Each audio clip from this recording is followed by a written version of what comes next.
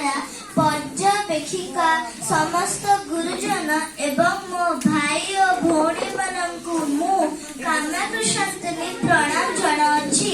आजिर एही आयोजन जेजेबापा जेजेमा अजाई मानकु सम्मान देबा और आम जीवन रे सेमानक प्रति अवदान एवं मूल्य विषय सचेतनता सृष्टि करिबार एक छोट प्रयास।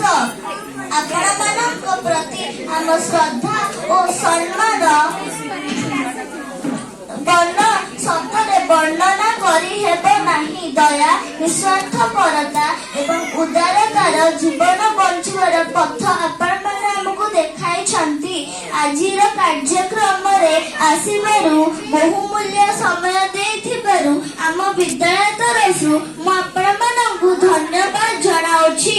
आजिर मनोरम कार्यक्रम रे भाग नेथिबा भाई भौणी और मो सांग मानकु अशेष अशेष धन्यवाद। आपण मानक दिन मंगलमय हेउ। धन्यवाद। धन्यवाद।